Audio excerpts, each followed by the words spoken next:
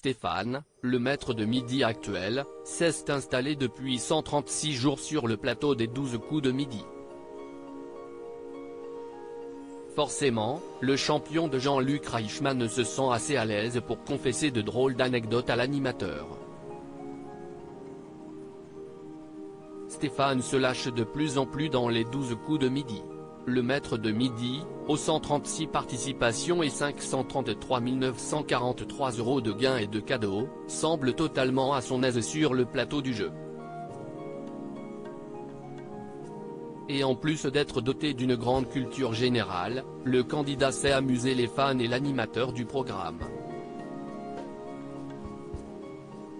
Dans le numéro de ce mercredi 3 janvier 2023, le champion de Jean-Luc Reichmann s'est d'ailleurs laissé aller à une drôle de confidence au début de l'émission. Les 12 coups de midi, Stéphane raconte une anecdote amusante sur sa nuit à l'hôtel. Stéphane a triomphé sans difficulté face à ses concurrents du jour. Et pourtant, si l'on en croit ses confidences, le 5e plus grand participant du jeu de TF1 n'a pas beaucoup dormi la nuit précédente. En effet, alors que Jean-Luc Reichmann posait une question sur la durée moyenne d'un rapport sexuel, Stéphane a raconté une histoire qu'il venait de vivre. Hier soir, j'ai eu des voisins très expressifs. Ils n'ont pas arrêté de 23h à 3h du matin, a expliqué celui qui loge à l'hôtel lorsqu'il quitte sa maison pour tourner les émissions.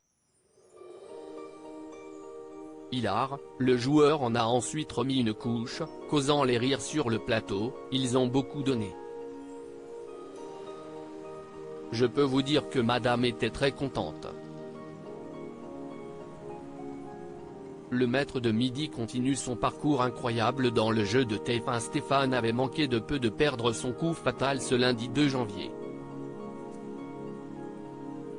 Le champion ne comptait que 7 secondes d'avance sur son adversaire lorsque la manche s'est terminée. Pour ne pas revivre un tel scénario, il s'est visiblement remotivé ce mardi 3 janvier. Et il a été intraitable. Pas défié en duel par les autres concurrents, il a fait face à Magali, participante du jour, lors de la dernière manche entre candidats. Malgré ses connaissances, elle n'a pas réussi à faire trembler l'ouvrier en usine de fonderie, dont le chrono était resté bloqué à 49 secondes lorsque le gong a retenti.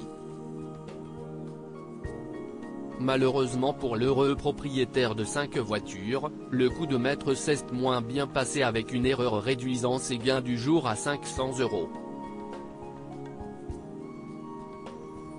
Stéphane reviendra dès le 4 janvier et fera tout pour remporter la super étoile mystérieuse de 2023. À lire aussi les 12 coups de midi, Stéphane fait une demande étonnante à Jean-Luc Reichmann, du jamais vu dans l'émission.